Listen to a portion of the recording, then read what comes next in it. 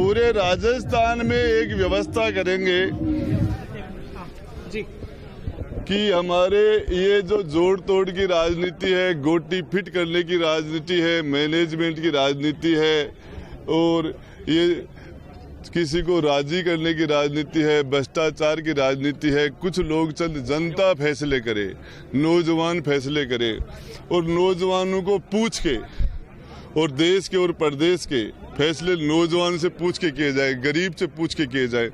माता बहनों का जो हमारे देश के अंदर राजस्थान महिलाओं के दुष्कर्म में पहले पायदान पर आ गया, हमारे लिए डूब मरने की बात थी सरकार के अंदर रहते हुए, तो हमें बोलना पड़ा। और जिस तरीके से रोज पेपर से आउट होते हैं, हम ये इस ऐसी व्यवस्था करें जिससे कि नौजवानों को बिना किसी पक्षपात के मंत्री के रिश्तेदार एसटीएम बन जाते हैं, मंत्री के रिश्तेदार डिप्टी बन जाते हैं, डॉक्टर बन जाते हैं। नौजवान गरीब का बच्चा मेहनती और प्रतिभाशाली होने के बाद रह जाता है। और जिस तरीके से आरपीएससी का बंटा ढार हुआ, जिस तरीके से इस राजनीति को बदलने की कोशिश करें। कांग्रेस ने तो जिस तरीके से एक महिला के लिए बोलना ही वहाँ, यदि हम माता और बहन के प्रति आवाज नहीं उठा पाएंगे, यदि हम नौजवान के रोज पर्चे आउट हो रहे, नौजवान आत्महत्या कर रहा है, ट्रेन से कट रहा है, पंखे के लटक रहा है, नौजवानों के साथ पक्षपात हो रहा है, यदि आवाज उठाओ तो बोलने का आप अपनी बात ही नहीं रख सकते। तो ये परिस्थितियां रही जिसके अंदर काम नहीं किया जा सकता। देखिए फैसले हो जाएंगे आगे, लेकिन मैं आपको बता रहा हूँ नौजवान को साथ जिस तरीके से आप देख लेना, 36 कौम के लोगों को साथ लेके चलता हूँ। 36 कौम के विश्वास का नाम राजेंद्र गुड्डा है। यहाँ हर समाज का भाई है, हर वाल्मीकि समाज से लेके ब्राह्मण समाज, 36 कौम। किसी एक आदमी के साथ भी कुर्सी पर बैठ के जिस तरीके से पक्षपात किया जाता है, अभी हमारे डीजी रहे बीएल सोनी ने जो खुलासे किए हैं, जो एंटी करप्शन के डीजी, जिन्होंने खुद कहा है, जिसने एंटी करप्शन में काम किया डीजी ने, वो कह रहा है कि राजस्थान के अंदर माइनिंग में भ्रष्टाचार के सारे रिकॉर्ड तोड़ दिए। मुझे भ्रष्टाचारियों को पकड़ने नहीं दिया गया।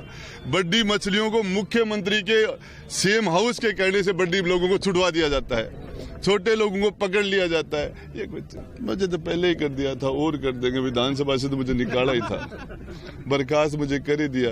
कोई थोड़ा बहुत और बचा है तो और कर देंगे, क्या बचा। देखिए राजेंद्र गुड्डा संघर्ष के लिए पैदा हुआ है। जनता के बीच रहूंगा, नौजवान के साथ रहूंगा। किसी के साथ भी अन्याय होता है तो डांगावास में 6 दलितों की बेरहमी से हत्या कर दी गई थी। राजेंद्र गुड्डा उसमें सारी चीजों को छोड़ के उस दिन वहां खड़ा था राजेंद्र गुड्डा।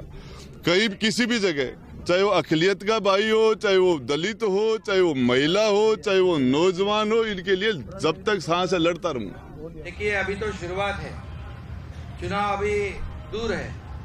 निश्चित रूप से जो भी जनता के हित का निर्णय होगा वो हम लोग लेंगे। देखिए जो व्यक्ति सच्चाई के लिए मंत्री पद को त्याग देता है, नहीं तो कॉम्प्रोमाइज कर देते हो। जैसे मैंने कहा हमारे भाषण में कि सत्ता को त्याग कर विचारधारा से हम कभी भी कॉम्प्रोमाइज नहीं करते, वैसे ही राजेंद्र जी ने किया है। इसीलिए वो हमारे साथ आए हैं और जनता का हित, सिर्फ लोगों का फायदा किस में है, यही उन्होंने देखा है। इसीलिए उनको जो भी है सहयोग हमारी तरफ से पूरा होगा और उनका भी जनता के प्रति, जनता का विश्वास उनके प्रति है।